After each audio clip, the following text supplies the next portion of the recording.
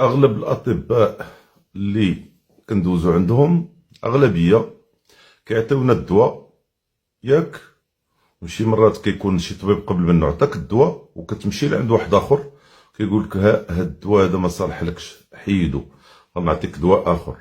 علاش كيعطيك دواء اخر؟ لانه ديال شركه اخرى اللي كيتعامل معاه هو، وكتعطيه البريه في الاخر د الشهر فيها التكه، فيها البينغا والعراضات في لي زوتيل والكادويات وكذا، وزيد وزيد وزيد وزيد.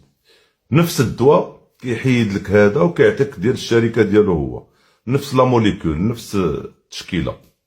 وهما الاطباء الاغلبيه فيهم كياكلوا الناتوريل.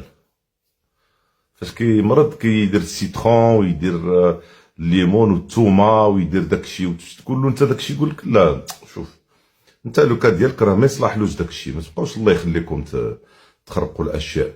لا، خصك تاخذ هاد الدواء، هذا هو اللي غادي يحيد لك وكدير له. هو ملي كيمرض هو ولا ولادو كيديروا ديك الغوسيت ديال لا غرون مير كيقولوا لها، ديال الجده.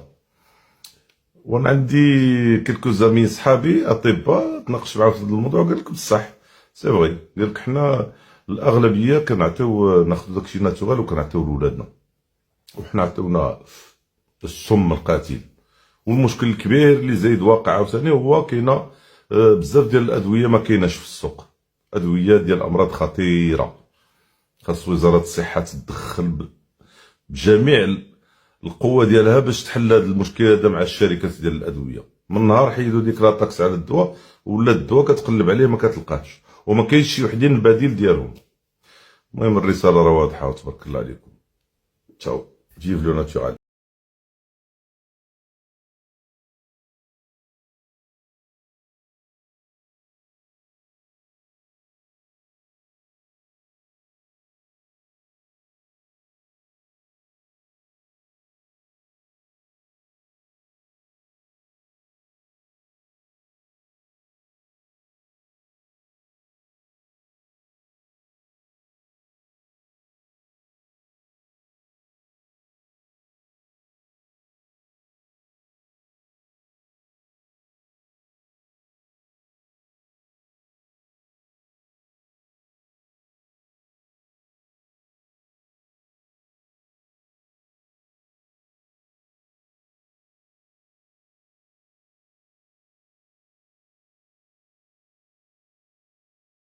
Aujourd'hui, je vais te parler de médecins et d'intermédiaires financiers entre ta santé et les médecins. Les médecins en Suisse se font voler leur profession par les intermédiaires financiers, nommément les sociétés d'assurance obligatoire et la sécurité sociale, l'État, les firmes pharmaceutiques si tu préfères. C'est un lobbying généralisé dans lequel les médecins n'ont même plus le choix du protocole de traitement qui va s'appliquer à toi. On a des situations comme avec le groupe Mutuel, par exemple, qui est une société de santé, une société d'assurance de santé obligatoire, qui impose à des médecins les protocoles de soins auxquels leurs patients vont avoir droit. C'est une obscénité. Évidemment, les médecins n'ont même plus la capacité, la possibilité, sans risquer de se faire radier de l'ordre des médecins, de proposer un médicament plutôt qu'un autre, tant est que les sociétés d'assurance et les criminels qui servent d'intermédiaires financiers imposent ce qui leur rapporte le plus. Et sans compter le fait que, bien évidemment, les médecins passent leur vie à remplir de la paperasse. Et c'est pour, en fait, cacher quelque part, c'est pour que les sociétés d'assurance, en fait, puissent confirmer leur, entre guillemets, utilité, mais mettre sous contrôle l'ensemble de la profession médicale. Et j'ai des médecins qui viennent me voir, et on parle de mon livre 2024 et du chapitre spécifique que j'ai écrit sur la santé, et qui me disent qu'ils ne pratiquent plus leur métier, ils remplissent de la paperasse à longueur de journée. On sait que pour un médecin en activité, il y a en moyenne 4 à 7 personnes qui sont derrière et qui s'occupent d'administration. Ces gens sont tous payés. il multiplie les coûts de la médecine par 3. Aujourd'hui, en Suisse, on est dans une situation où les assurances, pour des raisons purement légales et d'intérêt financier, sont encore en train de réduire le salaire des pédiatres. Mais c'est une obscénité.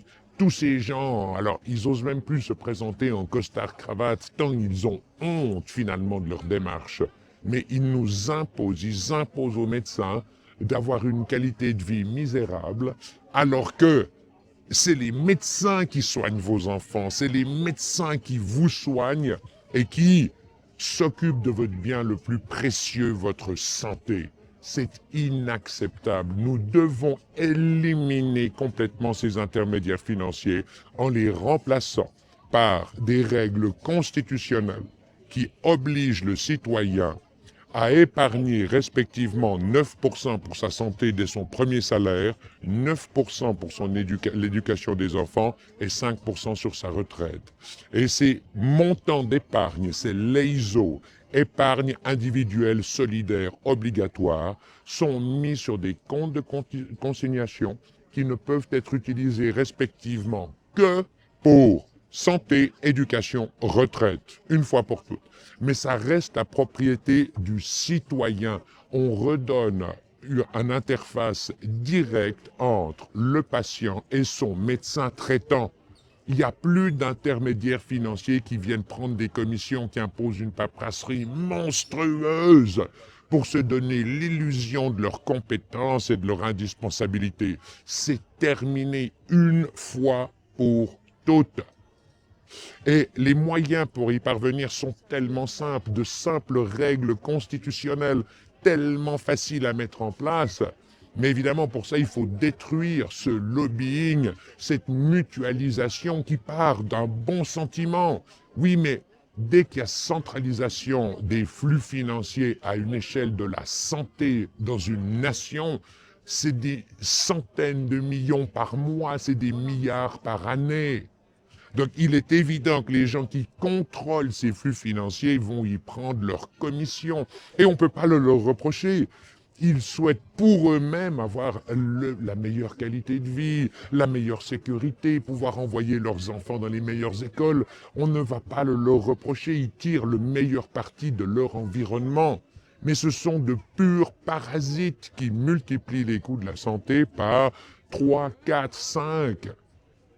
Non, terminé. Vous voulez, toi, le citoyen, le jour où tu es affecté dans ta santé, tu veux une relation la plus directe possible avec ton médecin.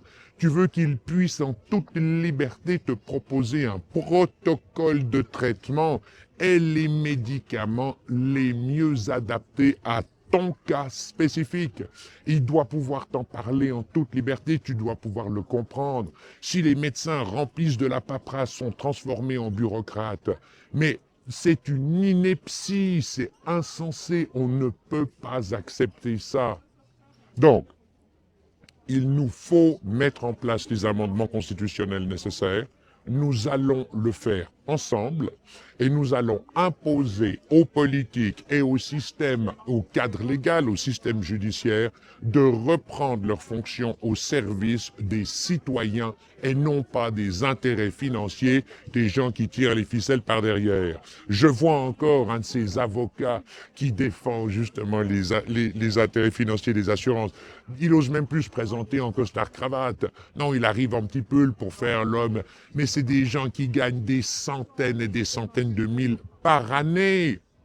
Alors que les médecins ne gagnent plus ces sommes.